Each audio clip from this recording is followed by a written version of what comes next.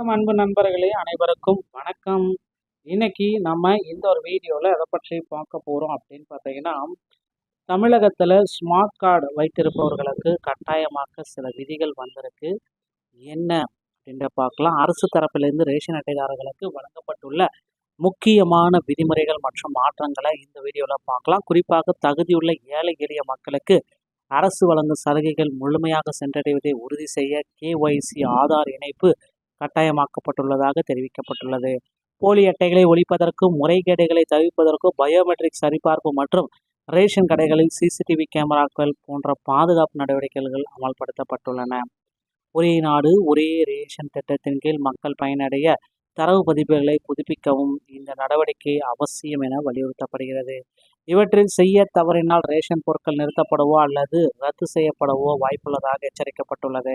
இந்த மாற்றங்கள் அனைத்தும் பொது விநியோக திட்டத்தின் கீழ் நிலவும் நீண்ட கால சிக்கல்களை தவிர்த்து வெளிப்படைத்தன்மையை கொண்டு வருவதே இதனுடைய நோக்கம் அப்படின்றத குறிப்பிட்டு சொல்லிட்டாங்க. ஸோ அதனால் இந்த விதிமுறைகள் எல்லாமே நீங்கள் பின்பற்றணும்.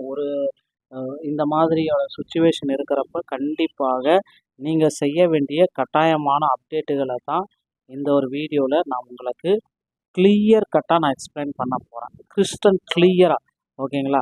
ஸோ அதனால் நீங்கள் நம்முடைய சேனலை சப்ஸ்கிரைப் அண்ட் பெல்லை மட்டும் கிளிக் பண்ணி வச்சுக்கோங்க.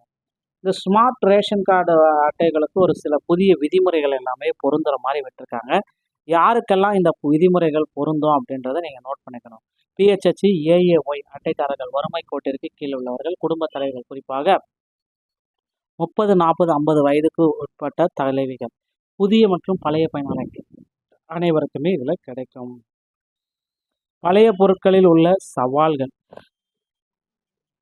போலி அட்டைகள், ஒரே குடும்பத்தில் பல அட்டைகள், தவறான வருமான சான்றிதழ் எல்லாத்தையுமே பிரச்சனை கண்ட்ரோல் பண்ணிட்டாங்க. நாடு முழுவதும் சமீபத்திய ஆய்வில் 3 கோடி போலி ரேஷன் அட்டைகள் கண்டறியப்பட்டுள்ளதாக தகவல்கள் வந்திருக்கு. உண்மையான ஏழை எளிய மக்களுக்கு சென்றடைய வேண்டிய வளங்கள் திருடப்படுவதை தடுக்கவே இந்த ஒரு கட்டுப்பாட்டு முறையை அமல்படுத்தியிருக்காங்க. பழைய முறையில் இருந்த 4 முக்கியமான கசிவுகள்: போலி அட்டைகள் இல்லாத நபர்களின் பெயர்களில் வளங்களை சுரண்டப்படுதல், போலி அட்டைகள், ஒரு குடும்பத்தில் ஒன்றுக்கு மேற்பட்ட கடைகளை திறந்து வைத்திருந்தல், தவறான வருமானம் மற்றும் விவரங்களை காட்டி சலுகை பெறுதல், இன்றைய இன்மை, பயோமெட்ரிக் சரிபார்ப்பு நினைத்தால் என்ன நடக்கும் என்பதை தெரிஞ்சுக்கோங்க. நண்பர்களே, உங்களோட ரேஷன் கார்டை பாதுகாத்தா வச்சுக்கோங்க. பாதுகாக்கிறதுக்கு சில 3 விதிமுறைகளும் இருக்குது. EKYC பயோடாட்டாவில் போய்ட்டு EKYCயை ஃபில் பண்ணி வச்சுக்கோங்க. ஆதார் பயோமெட்ரிக், அனைத்து அட்டைதாரர்களுக்கும் ஆதார் அடிப்படையிலான கைரேகை சரிபார்ப்பு, பயோமெட்ரிக் சரிபார்ப்பு செய்ய வேண்டும் அப்படின்னு சொல்கிறாங்க. ஸோ அடுத்து பார்த்திங்கன்னா மொபைல் இணைப்பு. ஸோ உடனடியாக தகவல்களை பெற மொபைல் எண்ணை இணைச்சிட்டோம் அப்படின்னா அந்த இஷ்யூஸ் வராது. இணக்கம் மற்றும் நிராகரிப்பு என்ன நடக்கும் அப்படின்னு பார்த்தீங்கன்னா, அப்டேட் செய்தவர்கள் மற்றும் நான் அப்டேட் செய்தவர்கள் ரேஷன் அட்டை உடனடியாக ரத்து செய்யப்படும். ஓகேங்களா? ஏன்னா ரேஷன் கடை ஒரு சில முக்கியமான அப்டேட்டை நீங்கள் பண்ணலை அப்படின்னா உங்களுடைய ரேஷன் கார்டு செயலிழந்து போயிடும் அப்படின்னு சொல்கிறாங்க.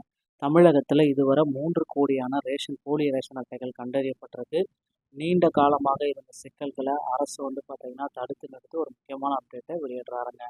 உங்கள் அட்டையை பாதுகாக்க 3 வகையான கடமைகள்: KYC அப்டேட்டு, பயோமெட்ரிக் சரிபார்ப்பு, ஆதார் மற்றும் மொபைல் எண் திறப்பு. ஓகேங்களா?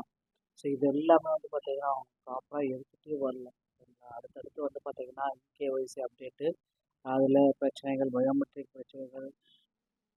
ஸோ இப்படி பார்த்திங்கன்னா பல்வேறு தரப்பட்ட பிரச்சனைகள் தான் வந்துட்டு எப்பொழுது பள்ளிக்கல்வித்துறையிலேருந்து ஒரு நல்ல செய்தி வரும் அப்படின்றத நிச்சயமாக எதிர்பார்க்கலாங்க. இந்த ஒரு வீடியோ பதிவு உங்களுக்கு முக்கியமாக நம்முடைய சேனல் நிறுவனருக்கு பிடிச்சிருக்கும்னு நினைக்கிறேன். மீண்டும் ஒரு நல்ல தகவலோட நான் உங்களை சந்திக்கிறேன். நன்றி, வணக்கம், தேங்க்யூ.